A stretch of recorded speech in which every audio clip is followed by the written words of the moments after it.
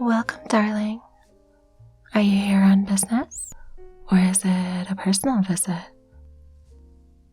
Oh, then I'm so very happy you decided to keep us company today. You know how desperate us bunny girls are for attention. So please give us lots of loving today, okay?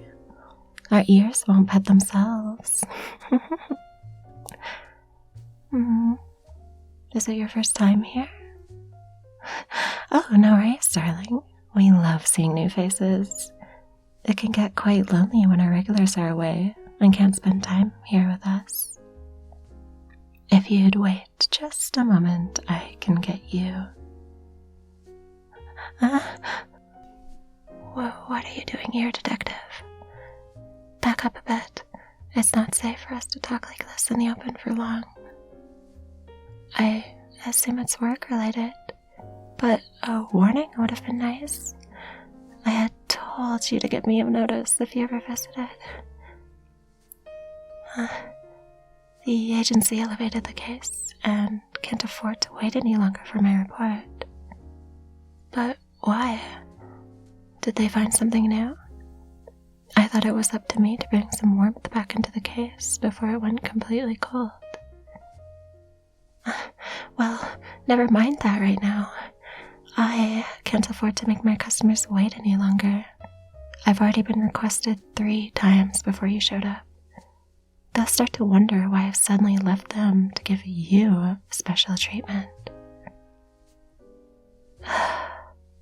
Just after I get you seated, request me for a private room. Once I'm done with my other customers, I'll come meet you. It's a solid cover-up, and it'll give us some privacy to talk for a little while. Oh, and don't say a word about any of this, or else the agency will have a new murder case to investigate.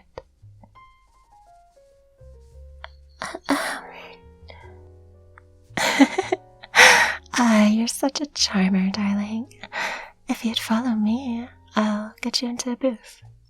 The drink menu is there for you to look at, and you can request any one of the lovely girls you see around you to your table. They'll come over to make sure you're comfortable when they have a moment. Just make sure you choose me, okay?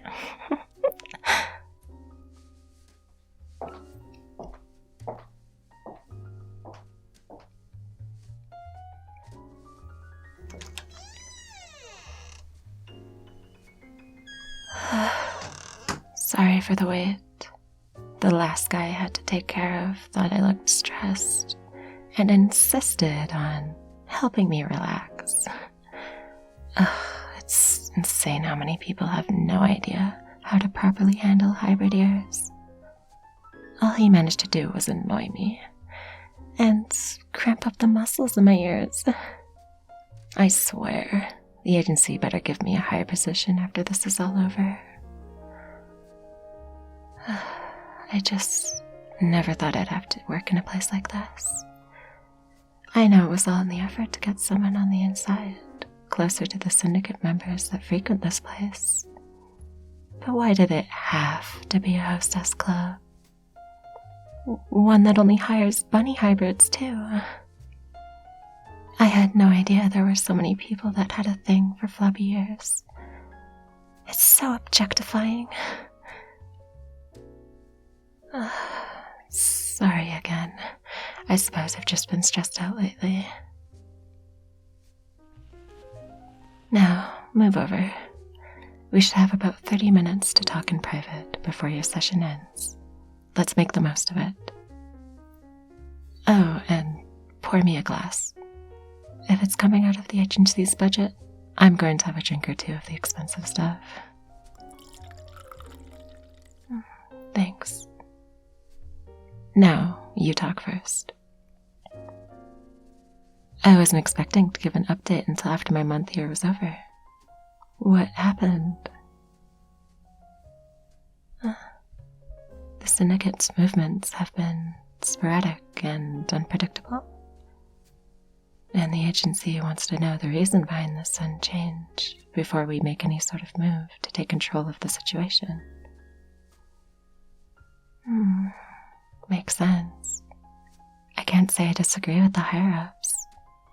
Our line of work demands we stay patient for the long haul, collecting information from the shadows until we've got exactly what we need to make a move. Rushing into things will no doubt lead to us making a costly mistake that will blow our cover. And the syndicate isn't the kind of group we want to make enemies of without having the upper hand.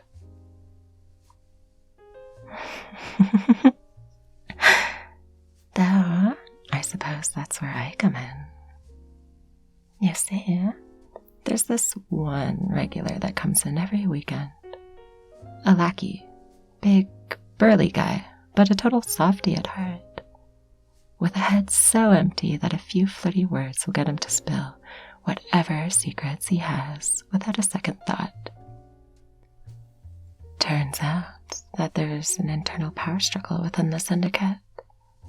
A collapse of leadership and an insurgence of members wanting to restore the organization back to the violent, hell-raising criminal empire it once was. So, they're disorganized, acting without leadership or coordinated effort. That look on your face makes me think that you're thinking the exact same thing. This is the perfect time to reveal ourselves and dish out some justice. We already know where their main headquarters is located. All it would take is a small strike team to take advantage of their lack of organization and bring the head honchos into custody before they even had an opportunity to react. Such a blow would scatter them, and it'd be just a matter of tracking down the stragglers until the syndicate is all but done for.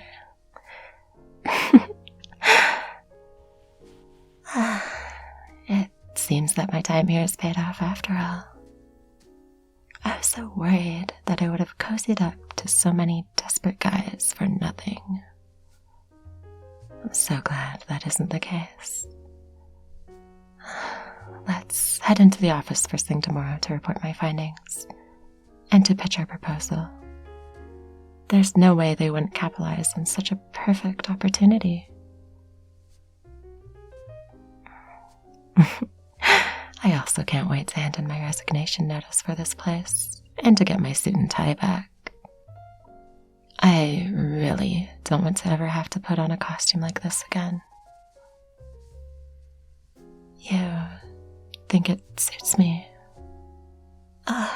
Shut up. You got what you came for. Don't you think it's time you left? So you don't waste company time? I'm sure there's a bunch of paperwork for you to fill out now.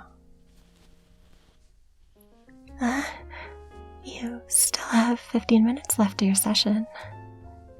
You sly bastard.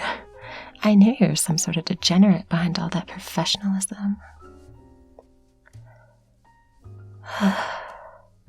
In that case, why don't you reward me for a job well done by working out the tension in my ears? I did the heavy lifting for this case. The least you could do is relieve the stress that it caused me. Ears first, paperwork later. You should be grateful for the opportunity to see me like this, Detective. Consider it a reward for the both of us.